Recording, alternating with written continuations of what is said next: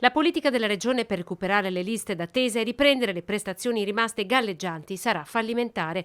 Andrea Martella, segretario veneto del Partito Democratico, contro le dichiarazioni rese ieri dai vertici della sanità, in risposta all'indagine presentata dai sindacati dei pensionati uniti, dalla quale emergeva chiaramente che 7 veneti su 10 non riescono a prenotare una prestazione prescritta. La nostra regione, che per molto tempo ha raccontato di avere una sanità eccellente, è vero che ha professionisti nel mondo della sanità eccellenti, ma ha ormai un'organizzazione che non riesce più a dare risposte ai cittadini. Io ho dei dati che vanno in questo senso, liste di attesa infinite, persone che non riescono a trovare un medico di base. 29 milioni di prescrizioni nel 2022, eseguite soltanto 16 milioni.